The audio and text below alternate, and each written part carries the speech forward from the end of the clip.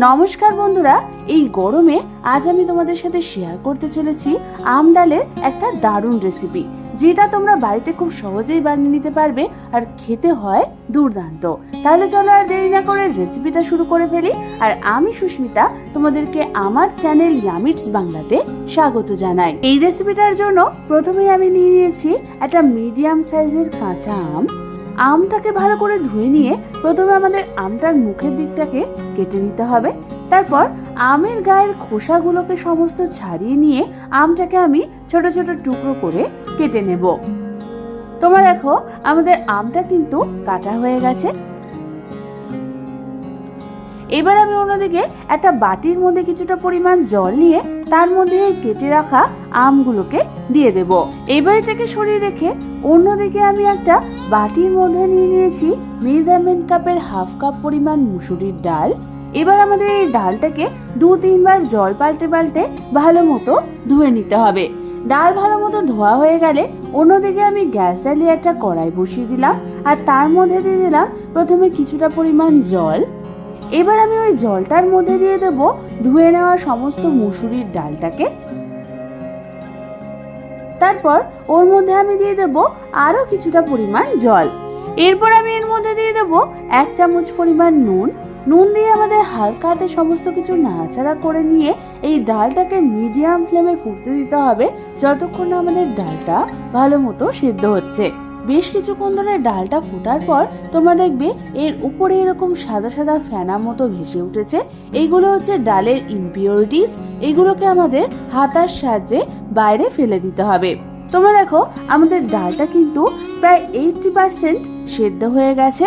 এবার আমাদের এই ডালটাকে ডাল ঘুটুনি কিংবা হাতার সাহায্যে ভালো মতো নাড়াচাড়া করতে করতে মিশিয়ে নিতে হবে। এবার এই সেদ্ধ ডালটাকে সরিয়ে রেখে অন্যদিকে আমি গ্যাস জ্বালিয়ে একটা কড়াই বসিয়ে দিলাম আর তার মধ্যে দিয়ে দিলাম প্রায় 1 টেবিল চামচ পরিমাণ সর্ষের তেল। তেলটা হালকা গরম হলেই আমি ওর মধ্যে ফোড়নের জন্য দেব 1 চামচ পরিমাণ কালো সর্ষে, 1 খানা শুকনো লঙ্কা আর দিয়ে দেব 2 খানা চেরা কাঁচা লঙ্কা। ফোড়নটাকে হালকা হাতে একটু নাড়াচাড়া করে নিয়ে আমি এর মধ্যে দিয়ে দেব কেটে রাখা সমস্ত আমগুলোকে আর দিয়ে দেবো 1/2 চামচ পরিমাণ নুন আর 1/2 চামচ পরিমাণ হলুদ গুঁড়ো। এই নুন আর হলুদ গুঁড়োটা দেওয়ার পর এই আমটাকে আমাদের মিডিয়াম ফ্লেমে প্রায় 2 থেকে 3 মিনিট ধরে হালকা হাতে নাড়াচাড়া করতে করতে ভেজে নিতে হবে। প্রায় 2 থেকে 3 মিনিট পর আমি এর মধ্যে দিয়ে দেবো সেদ্ধ করে রাখা সমস্ত ডালটাকে আর দিয়ে দেবো 1/2 চামচ পরিমাণ হলুদ গুঁড়ো আর স্বাদ অনুযায়ী নুন। এবার আমাদের সমস্ত কিছুকে ভালো মতো একবার নাড়াচাড়া করতে হবে। এবার আমাদের এই ডালটাকে মিডিয়াম টু হাই ফ্লেমে ফুটতে দিতে হবে যতক্ষণ আমাদের ডালের কনসিস্টেন্সিটা হালকা ঘন হয়ে আসছে আর আমগুলো ভালো মতো সেদ্ধ হচ্ছে। বেশ কিছুক্ষণ পর তোমরা দেখো আমাদের ডালটা ভালো মতো ফুটে উঠেছে আর ডালের কনসিস্টেন্সিটা হালকা ঘন হয়ে গেছে। ঠিক এই সময় সেদ্ধ একটা আম একটা বাটির মধ্যে নামিয়ে নিয়ে সেই আমটাকে আমাদের হালকা হাতে একটু ম্যাশ করে নিতে হবে। তারপর ওই ম্যাশ করে নেওয়া আমটাকে আমি আবার ডালের মধ্যে দিয়ে দেব। এর ফলে কিন্তু তোমাদের টক ডালের টক টক ভাবটা আরো একটু বেড়ে যাবে। এবার সবার শেষে আমি এর মধ্যে দিয়ে দেব স্বাদ অনুযায়ী চিনি। চিনি দিয়ে হালকা হাতে সমস্ত কিছুকে ভালো মতো একবার নাড়াচাড়া করে এই ডালটাকে আমাদের ফুটতে দিতে হবে আরো 1 থেকে 2 মিনিটের জন্য। প্রায় 1 থেকে 2 মিনিট মিডিয়াম টু হাই ফ্লেমে ফোটার পর তোমরা দেখবে তোমাদের ডালটা কিন্তু একদম রেডি হয়ে গেছে।